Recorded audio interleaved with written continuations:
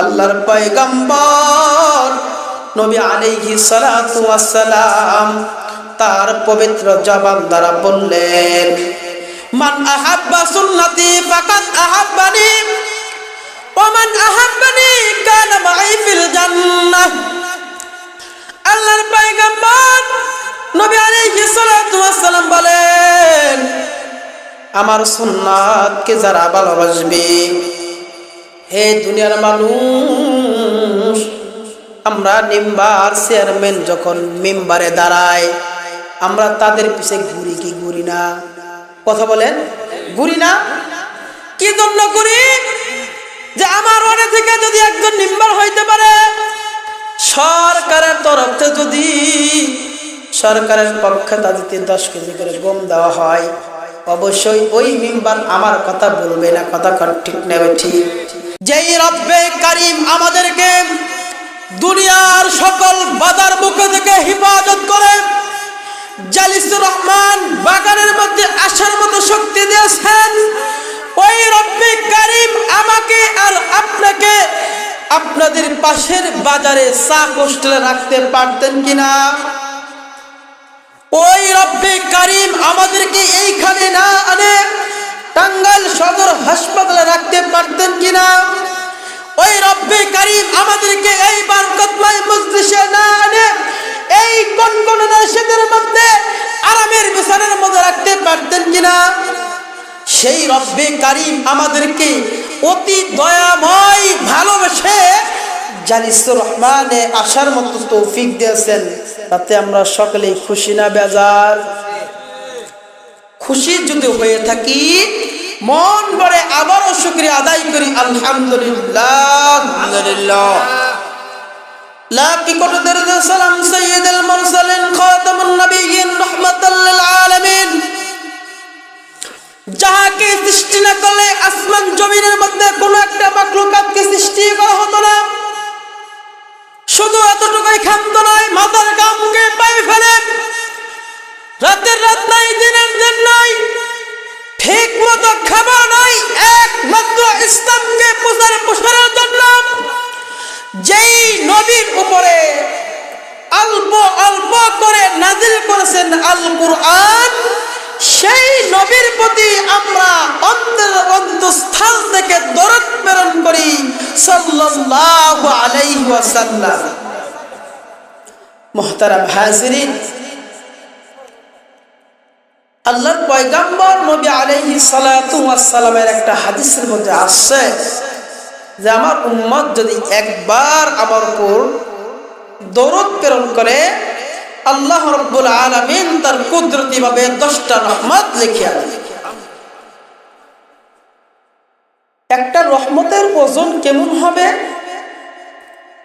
সারা গোটা পৃথিবীটা এক পাল্লায় তুলে দিবেন, আর আমার আল্লাহর একটা রহমত আর এক পাল্লায় তুলে দিবেন।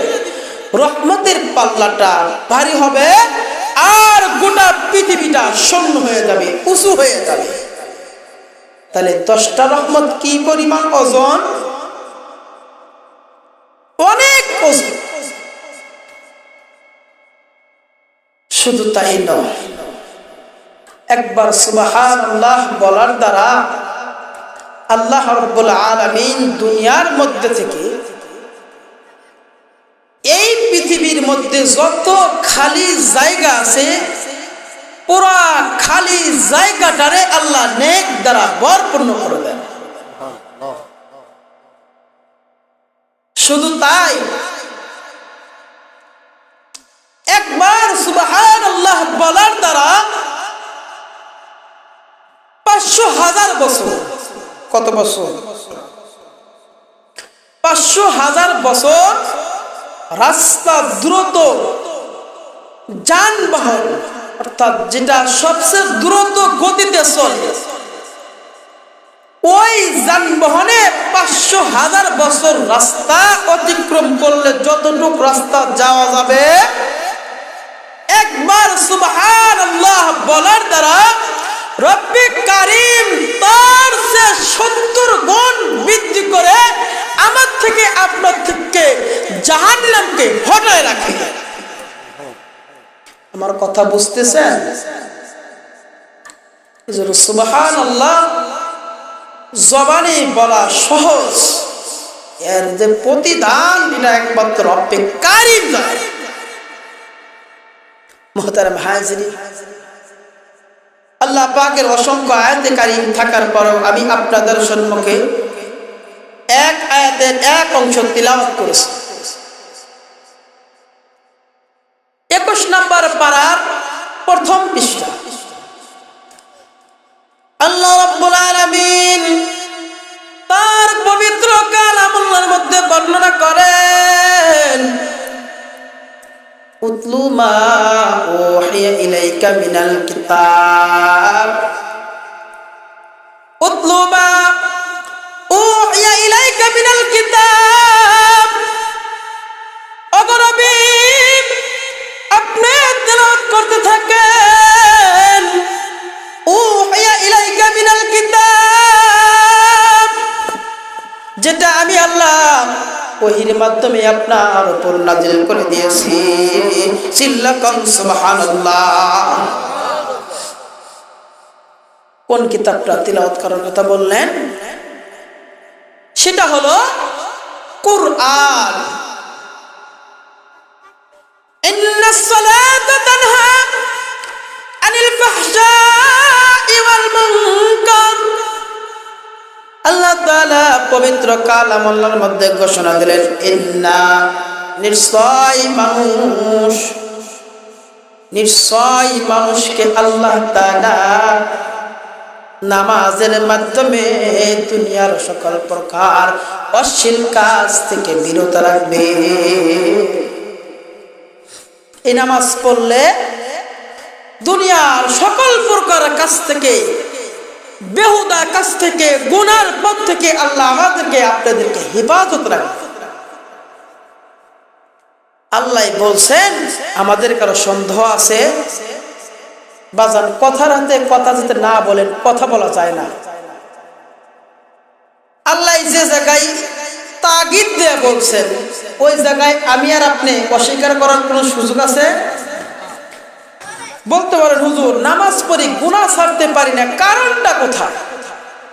আমি বলবো, অবশ্যই আপনার আদায়ের মধ্যে ভেজাল আছে। বলতে পারেন কেন? পাশেই বসা হুজুর মাগরিবের পরে বলছিলেন, নামাজের বাহিরে 13টা ফরজ আছে, নামাজের ভিতরে এবং বাহিরে 13টা ফরজ। কয়টা ফরজ? 13টা। আর নামাজের বাহিরে আছে 7 ফরজ, নামাজের ভিতরে আছে 6 ফরজ। এই ফরজগুলো যদি আমরা ভালোভাবে খেয়াল করি, অবশ্যই সেই সালাত আমাদেরকে গুনার কাছ থেকে বাঁচায় রাখবে। কথাটা ঠিক নেবে ঠিক। আল্লাহর পয়গম্বর নবী আলাইহিস সালাতু ওয়াস সালাম হাদিসের মধ্যে বর্ণনা করেন, আহাব্বুল বিলাদি ইলাল্লাহি মাসাজিদুহা ওয়া আবগাদুল বিলাদি ইলাল্লাহি আসওয়াকুহা। আল্লাহর নবী মুহাম্মদুর রাসূলুল্লাহ সকলে পড়েন সাল্লাল্লাহু আলাইহি ওয়াসাল্লাম বলেন যে দুনিয়ার মধ্যে সবচেয়ে ভালো জায়গা হলো মসজিদ, আর সবচেয়ে খারাপ জায়গা হলো বাজার। ওরে নবীর উম্মতের দল, এইবার আপনারা বলেন, আমরা দুনিয়ার মধ্যে থেকে, দুনিয়ার মধ্যে ভালো জায়গা হলো মসজিদ, আর দুনিয়ার মধ্যে সবচেয়ে খারাপ জায়গা হলো বাজার। আমরা দুনিয়ার মধ্যে মসজিদটারে না বাসিয়া আমরা দুনিয়ার মধ্যে খারাপ জায়গা বাজার, সেই খারাপ জায়গা বেছে নিয়েছি। কথা কোন ঠিক নেবে ঠিক? আল্লাহর পয়গম্বর নবী আলাইহিস সালাতু ওয়াস সালাম হাদিসের মধ্যে বর্ণনা করেন, ফালইবাল্লিগু শাহিদু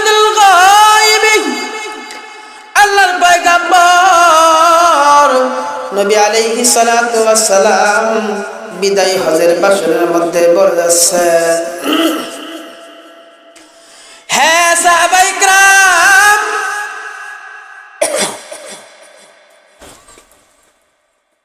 আমি তোমাদের মাঝে দুইটা জিনিসকে রেখে যাচ্ছি, তোমরা ভালো করে শুনিয়া নাও। আমি তোমাদের কাছে দুইটা জিনিস রেখে যাচ্ছি, যারা উপস্থিত হয়েছো আর যারা হতে পারে নাই তাদের কাছে এই বাণীগুলো পৌঁছায় দিও। সাহাবায়ে কেরাম জিজ্ঞাসা করলেন, ইয়া রাসূলুল্লাহ, কোন জিনিস? সঙ্গে সঙ্গে আল্লাহর পয়গম্বর নবী আলাইহিস সালাতু ওয়াস সালাম তার পবিত্র জবান দ্বারা বললেন, তারাকতুকুম ফি আমরাইন লান তাদিল্লু মা তামাসসাকতুম বিহিমা, কিতাবাল্লাহি ওয়া সুন্নাতু রাসূলিহি। আল্লাহর পয়গম্বর নবী আলাইহিস সালাতু ওয়াস সালাম বলেন, আমি তোমাদের মাঝে দুইটা জিনিস রেখে গেলাম। এক নাম্বার হলো আল্লাহর কোরআন। সবাই জবান নাড়া দিয়ে বলেন, কি? আল্লাহর কোরআন। এই কোরআন আল্লাহ নবী বলেন, যতদিন আমার উম্মত ধরে রাখতে পারবে আমার উম্মত গোমরাহ হবে না। এই কোরআনের আলো যেই উম্মতের সিনার মধ্যে থাকবে ও কখনো গুনার দিকে পাও বাড়াইতে পারবে না। এই কোরআনের ভয় যার সিনার মধ্যে থাকবে ও কখনো সুদের খাতায় নাম দিতে পারবে না। এই কোরআনের ভয় যার সিনার মধ্যে থাকবে ও কখনো গান্দা খেতে বসবে না। এই কোরআনের ভয় যার সিনার মধ্যে আছে ও কখনো মদের আসরে বসবে না। এই কোরআনের ভয় যার সিনার মধ্যে থাকবে, অন্তরের মধ্যে থাকবে, ও কখনো মিথ্যা কথা বলতে পারে না। কথা ঠিক নেবে ঠিক। কোরআনের ভয় যার সিনার মধ্যে আছে ওই ব্যক্তি কখনো গুনার দিকে পাও বাড়াইতে পারে না। আমরা সেই কোরআনটারে ছেড়ে দিয়েছি বিদায় ঘুষও খাওয়া ছাড়তে পারি না, মদও খাওয়া ছাড়তে পারি না। এবার বাবা যত প্রকারের খারাপ জিনিস আছে সব কিছুর মধ্যে আমরা লিপ্ত হয়ে পড়েছি, কিছু থেকে আমরা বাঁচতে পারতেছি না। কথা ঠিক না ঠিক। নবী বললেন কোরআনকে ধরো, আর আমরা নবীর কথা ব্যঙ্গ করে কোরআনটারে ছাড়লাম। আমার কথা বুঝতেছেন? যদি আমরা সেই কোরআনটা ধরে রাখতাম তাহলে কি আজ আমাদের সমাজের মধ্যে এই অশ্লীল কাজগুলো হতো, গান বাজনা হতো, মদ খাওয়া হতো, বাবা খাওয়া হতো, আরে যুবক সন্তানগুলো নষ্ট হইতো না। কথা ঠিক না ঠিক। আল্লাহর পয়গম্বর নবী আলাইহিস সালাতু ওয়াস সালাম দুই নম্বরে রেখে গেলেন সুন্নাতুর রাসূলিহি, আমার সুন্নাত। সাহাবায়ে কেরাম সঙ্গে সঙ্গে জিজ্ঞাসা করলেন, ইয়া রাসূলুল্লাহ, আপনার সুন্নাত আবার কোন জিনিস? ইয়া হাবিবাল্লাহ, আপনার সুন্নাত আবার কোন জিনিস? আল্লাহর পয়গম্বর নবী আলাইহিস সালাতু ওয়াস সালাম তার পবিত্র জবান দ্বারা বললেন, মান আহাব্বা সুন্নতি ফাকাদ আহাব্বানি ওয়া মান আহাব্বানি কানা মাই ফিল জান্নাহ। আল্লাহর পয়গম্বর নবী আলাইহিস সালাতু ওয়াস সালাম বলেন, আমার সুন্নাতকে যারা ভালোবাসবে, হে দুনিয়ার মানুষ, আমরা মেম্বার চেয়ারম্যান যখন মেম্বারে দাঁড়ায় আমরা তাদের পিছে ঘুরি কি ঘুরি না? কথা বলেন, ঘুরি না? কি জন্য করি? যে আমার ওয়ার্ডে থেকে যদি একজন মেম্বার হইতে পারে, সরকারের তরফ থেকে যদি সরকারের পক্ষে তাদেরকে 10 কেজি করে গম দেওয়া হয়, অবশ্যই ওই মেম্বার আমার কথা বলবে না, কথা ঠিক নেবে ঠিক। 10টা কার্ড আইলে আমারে একটা কার্ড দিব, এই চিন্তা তার থাকে কি থাকে না? মেম্বারেরও চিন্তা থাকে যে আমার জন্য রাতের রাত নাই, দিনের দিন নাই। যে জায়গায় দৌড়ানোর কথা বলছে ওই জায়গায় দৌড়াইছে, যে জায়গায় পোস্টার লাগানোর কথা বলছে ওই জায়গায় পোস্টার লাগাইছে, যেই জায়গায় যাওয়ার কথা বলছে ওই জায়গায় গেছে। খাওয়া নাই, ঘুম নাই, খালি বললে হয়েছে, সঙ্গে সঙ্গে গেছে। ওই মেম্বার কি তারে বলতে পারে? কথা বলেন। এই দুনিয়ার সাধারণ 10 কেজি চাউল আর গম 5,000 টাকা পাওয়ার জন্য রাতের রাত নাই, দিনের দিন নাই, মেম্বারের পিছে ঘুরি কি ঘুরি না? এইটা থাকবে? বাজানরা বলেন, এটা থাকবে?